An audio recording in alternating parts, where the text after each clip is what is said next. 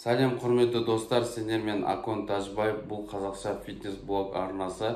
Видео басталмастан бұрын маған міндетті түрде тіркелуді ұмытпаңыздар. Дәл солайынан сіздер қазақ тілді ютубтың дамуына үлкен үлестеріңізді қосасыздар. Ал мен әдеттегідей сіздермен өзімнің біліммен, өзімнің ақпаратыммен сіздерге бөлісетін боламын.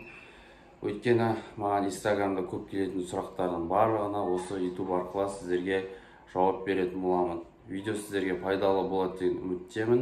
Қатты профессионалды тілде емес, өзімнің білетінді және де қарапайым тілмен, және де өзім сол спорт питанияларын барлығын қолданып көргендіктен өзімнің пікіріммен сіздермен бөлісетін боламын. Қысқа және нұсқа. Ондайша бастайық. Бүгінгі блогымызда гейнер дегеніміз ең бірінші ол көмірсу. Гейнер 1991 жылы бодибилдингтің атасы Джо Вейдердің Wader Nutrition компаниясына шыққан болатынын. Гейнердің ең бірінші атауы Giant Mega Mass. Гейнер деген көбіне салмақ қосуға көмектеседі. Гейнер дегеніміз ол көмірсу. Көмірсудың мөлшері өте көп болады гейнерде. Ал көмірсу екіге бөлінеді. Ол бірінші жеңіл және күрделі көмірсулар.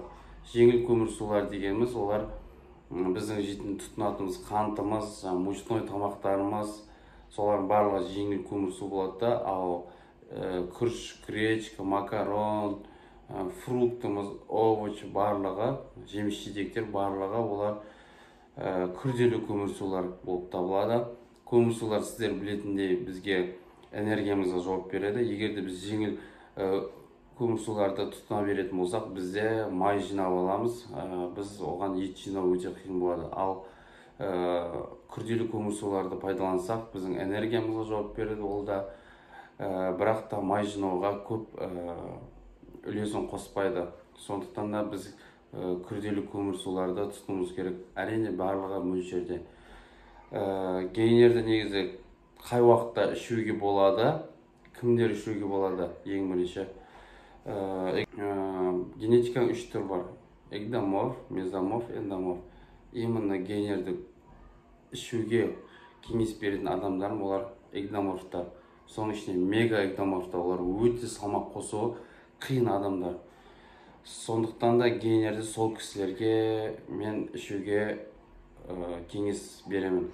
Өйткені оларда метаболизм тез ойнағандықтан олар калорияның барлығын тез сжигать етіп отырады. Сондықтан да оларға углевод жетіспейді постоянно. Сондықтан да углеводтың нормасын орындату үшін оларға гейнер ішу керек. Гейнерді әркім әртүрлі ішеді, бірақ мен күніне гейнерді ең бірінші рет ішіп жатсаңыз, күніне 1 рет ішіңіз. Тренировкадан кейін, егер сіз тренировка жасайтын болсаңыз, тренировка жасамайтын болсаңыз, таңертең ішсеңіз болады. Бір апта басында күніне 1 реттен, ал екінші апта басталған кезде күніне таңертең кешке 2 рет ішуге болады. Қанша уақыт іше беру керек деген сұраққа, оны іше беруге болады, кәдімгі тамақ сияқты, пищевая добавка, бірақ та дозасын көбейтпеу керек. Егер де қарсы жағдайда диабетке, іштің ауруына алып келетін болады. Өзімнің пікірім, мен кезінде арық болдым, 51 килограмм. Сол кезде маған углевод жетіспегендіктен мен гейнер ішкен болатынмын. Түсінгенім, гейнердің қымбатын іш, арзан іш, барлығы бір углевод. Просто дәміне байланысты болмаса, әсер ететін эффектісі барлығында бірдей. Сондықтан да қатты қымбатын, арзанын деп таңдамай қойыңыздар. Қайсысы болады, сіздерге қолайлы, соны іше беріңіздер. Сол достар, басқа сұрақтарыңыз болатын болса, келесі видеода қандай спорт питания жайлы білгілеріңіз келеді. Скоро мен деген бүкіл спорт питанияның барлығына разбор жасаймын. Дәл осылайына одан кейін мен анаболикалық стероидтар жайлы айтатын боламын. Ол үшін сіздерден көп қолдау қажет. Сондықтан да келесі блогты күтіңіздер. Сау болыңыздар.